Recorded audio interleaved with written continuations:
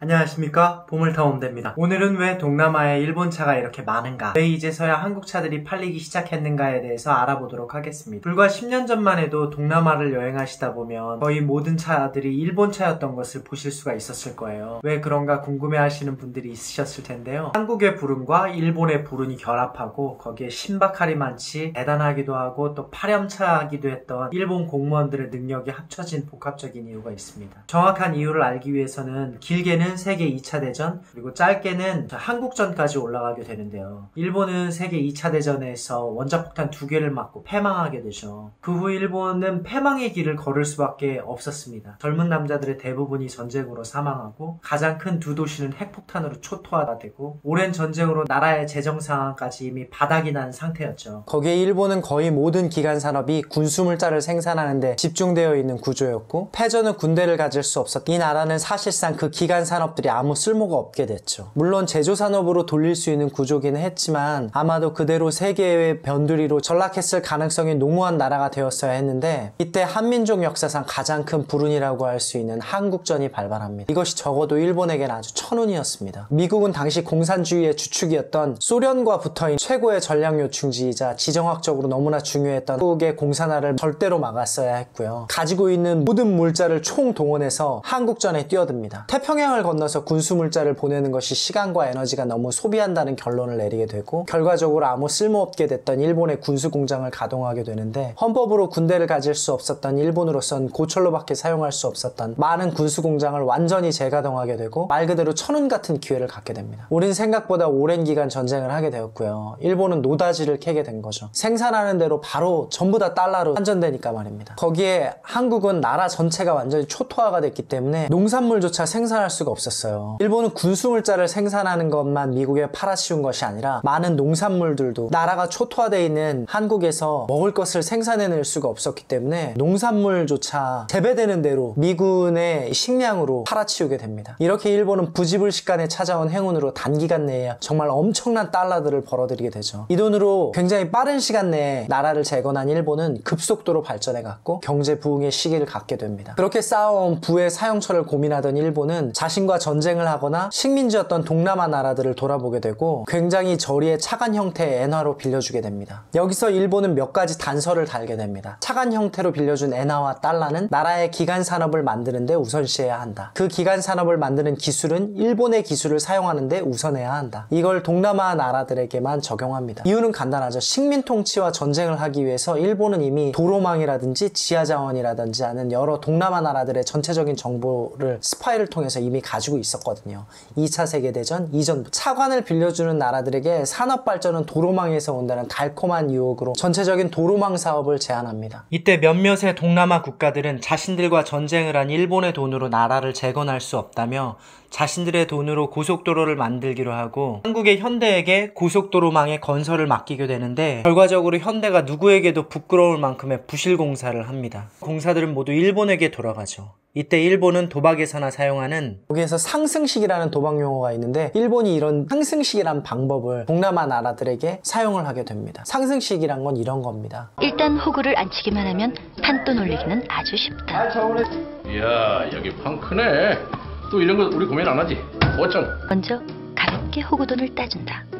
보통 호구들은 자본이 부족해서 돈을 잃는다고 생각한다. 그런 생각이 강하게 들도록 우선 절반만 빌려준다. 수고했어. 그 차에 가서 쉬어. 그때 호구는 돈을 잃는다. 그 돈은 다시 나에게 들어오고 나는 그 돈을 다시 호구에게 빌려준다. 실제로 돈을 딴 사람은 아무도 없다. 돈은 그냥 돌고 돌 뿐. 그렇게 여러 번 반복하다 보면 호구의 빚은 산더미처럼 불어난다. 차관.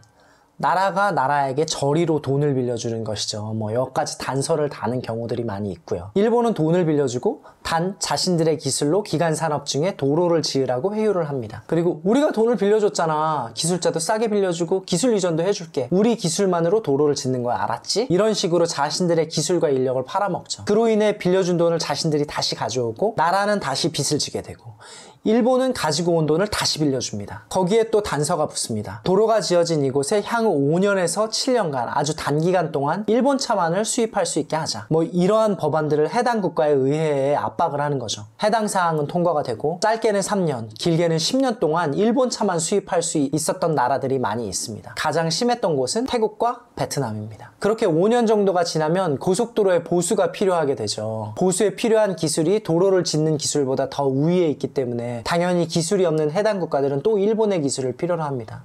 보수하는 거는 이미 기술 이전을 받았으니까 도로를 짓는 것보다 더 쉬운 거 아닌가 이렇게 간단하게 생각하실 수 있지만 이미 교통량이 있는 도로들을 교통량이 많은 시간을 측정하는 법, 교통상이 많을 때는 한 도로를 막고 보수하는 것, 중간에 비에 의해서 파손이 된 것 아니면 압력에 의해서 파손이 된 것, 여러 가지 도로가 고장난 파손된 이유들에 따라서 보수 방법이 다르기 때문에 보수하는 방법들이 훨씬 더 우위에 있는 기술이에요. 또다시 보수를 위해서 해당 기업들을 파견하고 보수와 기술 이전을 해주는 대가로 일본은 또다시 일본의 차들만 팔 수 있는 법안을 연장합니다. 10년에서 20년 동안 동남아 국가에서 일본 차만 판매하게 되면 연관된 수많은 일본 기업과 상사들이 진출하게 되죠. 타이어 회사, 엔진 오일 회사, 차가 고장나면 고치기 위해서 필요한 공구 회사, 수많은 연관 회사들이 속속들이 그 나라에 상륙하게 됩니다. 해당 회사들은 자금 유통을 위해서 금융업이 발달되어 있지 않았던 저개발 국가들에게 일본의 은행들까지 진출시켜 버리게 되는 거예요.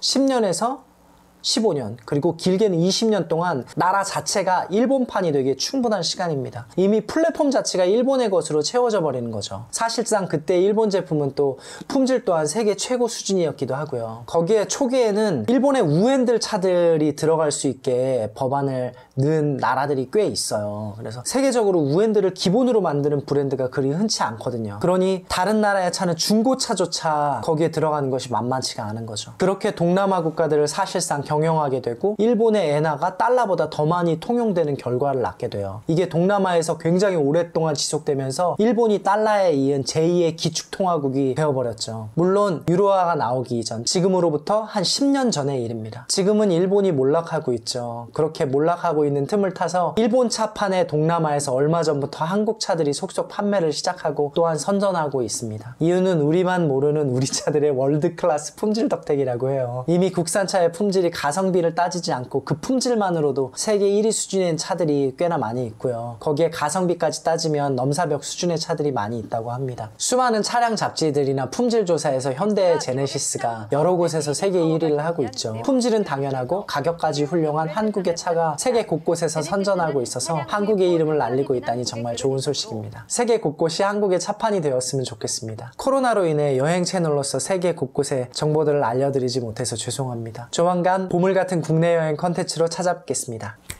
감사합니다. 보물탐험대입니다.